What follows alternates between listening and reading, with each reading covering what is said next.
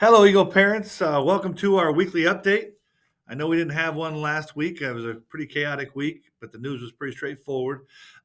First, our COVID numbers, they're obviously trending in the right direction. We are down to 14 positives, 5 quarantine, 23 symptomatic, and 73 have returned. So definitely trending in the right direction. Hopefully, it will continue to head that way, and before long, we won't have many positives at all. Um, and the next announcement is a little bit harder for us. Some of you may know that we experienced some tragic losses here at Dunlap High School last week. We lost two of our key team members. First, Miss Wendy Hoops. Wendy was most recently a study hall supervisor, one of our paraprofessionals who did one-to-one work and did some classroom aid work as well. And she also did a lot of our homebound instruction for our students who were at home ill. Wendy was a dedicated employee who was always willing to help out and to do whatever role we needed her to be in. She got along really well with everybody in the building, had a big heart, and she will certainly be missed here. Next is we have Mr. Al Hooks. Uh, Al is a wonderful person. He's part of our mentoring program. He and Marvin Hightower, myself, and Miss Mathis had been working for the last 2 or 3 years to develop our mentoring program. Al's retired from Caterpillar, extremely intelligent man, heart of gold, great listener, a good friend to me for sure, and had a big influence on our students here. And he was so free with his time and knowledge and wisdom. So huge loss for us. We're going to miss both Miss Hoops and Mr. Hook. So please think of them a little bit here. Um, Next up was our musical last week, Anastasia. I want to first thank my Mrs. Ida Paulo for stepping in at the last minute for Director Willis, who was ill, and helping to pull this off. So we could have done it without her. The kids were wonderful. The production was wonderful. Super happy with Mr. Willis's first production. So it was great to see the kids in their element again too. So been a little bit of time, but that was great to see the crowds there and cheering our students on and doing things that they love to do. So hats off to them. Next, our state dance performance. Our dance team qualified for the IHSA state finals today. Mrs. Kasla and I went up there to see them.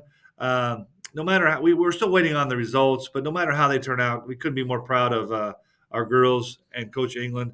They work so hard. They're so dedicated. They give a great performance every week, typically a different performance. I'm not sure how they do that, but no matter how this works out, certainly proud of how they've conducted themselves and the dedication that they've shown.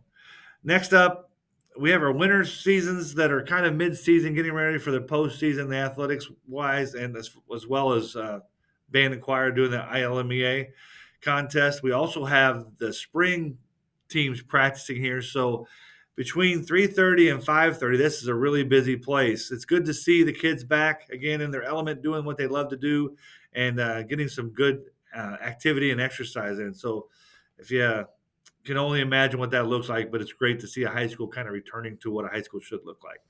Um, Next up, along those lines, we're going to have an intramural basketball tournament for the first time next month. Yes, February 27th. Mr. Hess has been taking care of our club Fridays, and a lot of the kids who aren't in clubs go to the gym to play basketball during that 30-minute block of time. And we have a lot of kids in there that like to play basketball. So we thought, hey, let's have an intramural tournament, give them a little bit of a framework, get some officials, and have them enjoy it a little bit and play for some bragging rights at DHS. So we're looking forward to that. We've got some teams signing up. Kids are busy talking about that tournament. So that should be something fun and something a little bit different. And we'll see where that goes. Student parking has become a little bit of an issue. As it's gotten colder, students are less patient are less willing to park further away to find a spot and then come to the building. So they're parking out in our lot without a parking spot. So this is not acceptable. I mean, as much as uncomfortable as it may be, you may have to park behind DMS. But we've talked to them. We've given them some written notices. If we have to do that again, they will lose their parking privileges. So we need to have everybody parking in an appropriate parking spot. So please say something to your student if they really value their ability to park here. Graduation, we still have a couple questions on this. Graduation is May 7th. 3 o'clock at the Bradley Renaissance Center. So looking forward to a really great ceremony for our seniors. I mean, they're certainly deserving of that. And this meme here, I thought it was just kind of funny because probably most of our parents out there can relate to this. But let's go to the future in 1985 and the 220 or 2022. Let's go back to the 1980s. They weren't all bad. Hey, until we talk again, Dunlap, you stay healthy and you stay classy. Thanks.